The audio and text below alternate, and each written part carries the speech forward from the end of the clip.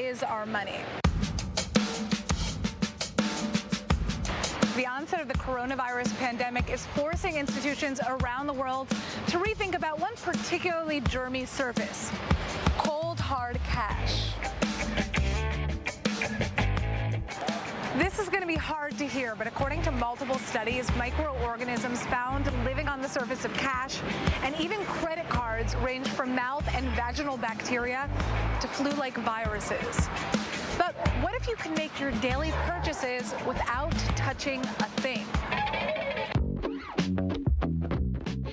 Welcome to Sweden, where thousands of people are inserting tiny microchips under their skin so that they no longer have to carry cash, IDs, gym passes, and key cards to get into work. I have 2 microchip implants, one on the right and one on the left. I got the micro implants because I wanted to be part of the future. I don't need keys, so I'm able to actually open the doors with my hands.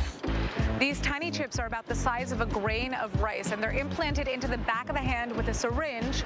And so far, about 3,000 Swedes have gotten them implemented. So in Sweden, you can actually use it to put your train tickets inside. You can actually use it with Scandinavia's biggest gym chain, so you don't actually need to show your membership card. I use it personally as a business card, so you can actually put your phone on my hand and then my LinkedIn pops up.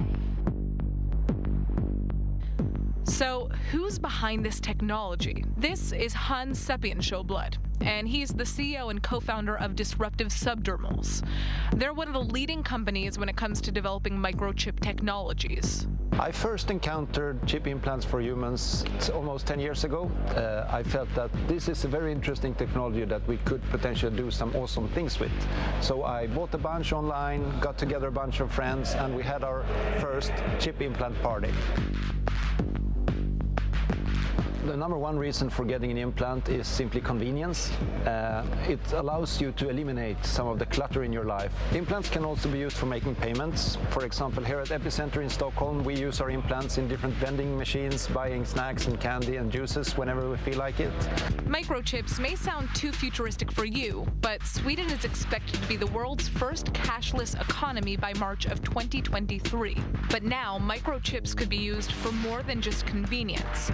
They have the potential to change healthcare and the way governments are handling the coronavirus crisis. I am convinced that smart implants will provide a marvelous value to people who suffer from different health conditions and need to be able to log their vital parameters on a regular basis. It could be body temperature, pulse, blood pressure, and imagine if you could just do that by swiping yourself with a smartphone at any time. For example, the implants that we designed allow people to measure their body temperature. Has some very interesting applications to see how fever is spreading in the population, and I think that we will really need those tools to not least understand the ongoing pandemic, but in particular to be able to spot future pandemics at an early stage. But how safe is your data in a body chip? So I'm not particularly concerned about the hacking dimension of implants, because ultimately the processing of data doesn't happen in the implant. It's simply a sensor platform. All the processing happens in the smartphone. That's where the data is analyzed and where it's packaged and presented. Cybertech experts still cite potential issues with data handling. If data isn't secure, others can access your info. And once it's out there, it's hard to get back. And in some cases, users could even be giving their data away without even realizing it in the terms and conditions that they sign on their smartphones. But with the way technology is headed, we could see a future where microchip implanting becomes the norm.